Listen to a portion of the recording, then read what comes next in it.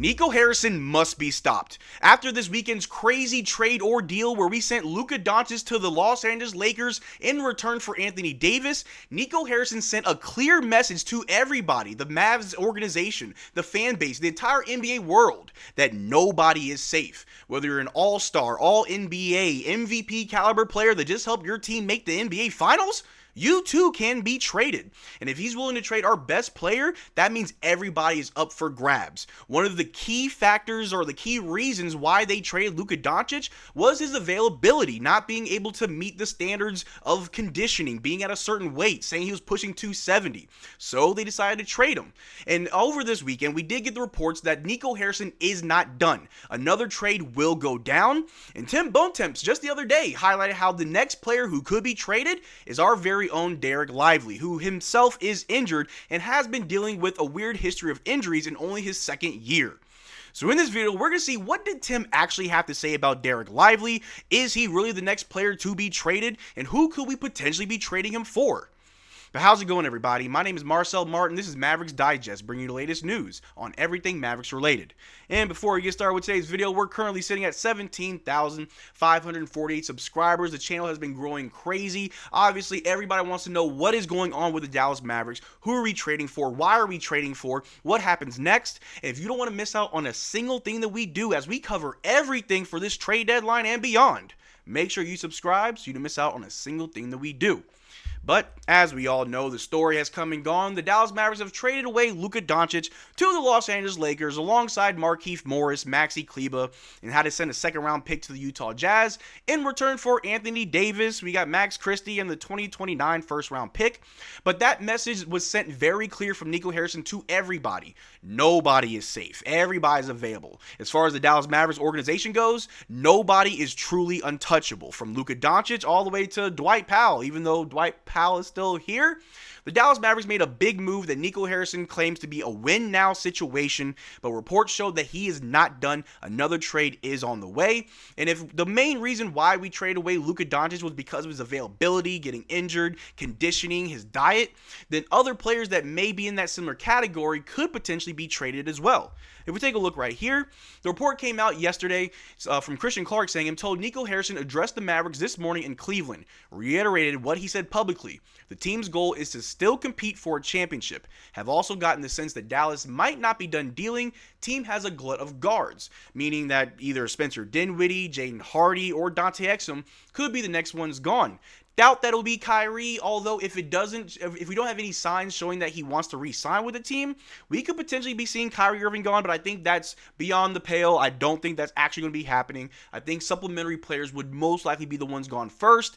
But seeing that Luka Doncic got traded, I feel like nothing is out of the ordinary. Nothing is really off the table for Nico and the Dallas Mavericks. But as far as Dereck Lively goes, he has been having a very good second season so far. Obviously, the injuries have sidelined him. He's had very weird issues with his lower extremities, his foot, his ankle, his calf. With these back-to-back injuries, who knows what Dereck Lively's future really looks like? Will he be that big man that always gets injured? A lot of big men have a long history of injuries. If you look at Joel Embiid, if you look at Chet Holmgren already, even Shaquille O'Neal later in his own career had injuries. Dereck Lively is starting to look like an injury-prone player, and although a lot of Mavericks fans don't want to see Dereck Lively gone, we also didn't want to see Luka Doncic gone. So what's going to stop Nico Harrison from trading a great young talent that helped us go to the finals as our starting center like Dereck Lively? And if we take a look at right here, Tim Bontemps had this to say, saying it also makes one wonder about whether Dereck Lively could be a possible option in trades this week. Not only does Dallas have Daniel Gafford to play alongside Davis, but Lively is out for months with a foot injury. He might not be able to play again this season, and as a result, it feels like this is going to be a busy week in Dallas, as it seems highly unlikely the Mavs will stand pat by the time the trade deadline passes at 3 p.m. Thursday. It also makes one wonder about whether Dereck Lively could be a possible option in trades this week. Not only does Dallas have Daniel Gafford to play alongside Davis, but Lively is out for months with a foot injury. He might not be able to play again this season and could be a valuable trade chip to strengthen the roster. Now, obviously, if we trade away Dereck Lively, you might want to get another big man back, someone who can just play a good backup starting center, as Daniel Gafford has been playing very, very well in the absence of Dereck Lively, in the absence of half the roster, really, where we're relying heavily on Daniel Gafford. As we all know, he had somewhat of a rough start to the season. He was our starter, then he had to be our backup, and looked like he was even struggling as our backup, but when the injuries hit, Daniel Gafford rose to the occasion and started having an amazing stretch of games for the month of January. If we take a look right here, Daniel Gafford's stats since Dereck Lively II's injury. This is as of January 28th. Daniel Gafford has been averaging 18.9 points per game, shooting 73.2% from the floor, 10.6 rebounds per game, 3.4 blocks in 28.8 minutes per game. And again, if we trade away Dereck Lively, you may want to get another backup big. And with the fact that we only got one first-round pick for Luka, can we please get a couple more first-round picks or just an even better backup center, or maybe even a better center than the better center than Daniel Gafford, and Daniel Gafford comes off the bench. But if we take a look right here, Nico did say on the trade, this helps us win now in the future. Future meaning 3 to 4 years from now, not 10 years. I don't know where me and Kid will be in 10 years. They may bury us by then. And he laughed, and that really just pissed a lot of people off. Nico Harrison, the more you open your mouth, the worse it gets. So that right there shows you that he is trying to win now. If Luka Doncic wasn't available to play, he got injured on Christmas, they're upset with his conditioning and how he's been coming into games, coming into the season out of shape. Then Dereck Lively, you're in your second year. You have been getting injured a lot. We may need to trade you too. And I've said it already. If they're willing to trade Luka, they're willing to trade anybody. But if you trade away Dereck Lively, you need to get another backup big. Otherwise, we're relying on Kyler Kelly and Dwight Powell whenever he returns.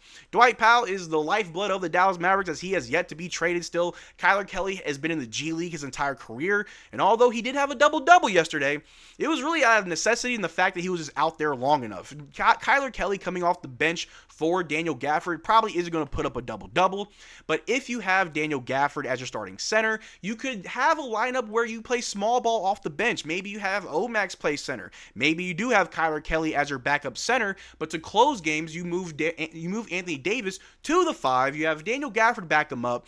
It would be a weird shuffle that obviously Jason Kidd would have to manage, but if we take a look right here, even Josh Hart had this to say. So who are the untouchables in the league? Luka Doncic getting traded sent ripples through the league. Everybody is unsure of where they stand in their own organization. With the new CBA, I highly doubt that Supermax contracts will be even a thing anymore. Maybe 1 or 2 players. If Luka Doncic doesn't get a Supermax, who does get a Supermax? What team does want to go into the luxury tax? If Luka Doncic is untouchable but still get traded, everybody's available. If we take a look at this right here, Brian Windhorst also had this to say, saying the Heat's Jimmy Butler has communicated to the Warriors that he's unwilling to sign an extension there, and therefore trade talks to send him to Golden State have ended for now. And obviously, we all know that Jimmy Butler did say that Dallas is a potential destination that he'd like to go, alongside a couple others. But if he does not want to re-sign if he were to be traded to the Warriors, that's a no-go. But does that mean that he can still come to Dallas?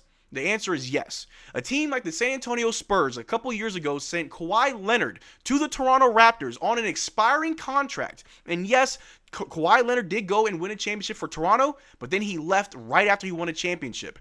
Who's to say that Nico Harrison doesn't have the same mindset as I want to win right now, and I will trade for Jimmy Butler, knowing he's not going to re-sign, but go all in for the hopes to win a championship, maybe convince him to come back, maybe he leaves, but as long as you win a championship, everything looks good, right? The Toronto Raptors traded away DeMar DeRozan, their cornerstone player of the franchise who wanted to be in Toronto, for Kawhi Leonard, who had a weird relationship with the Spurs on his way out, dealing with injuries, refusing to play, not wanting to be there, saying that he wanted to be in California, in LA, so he could be closer to family.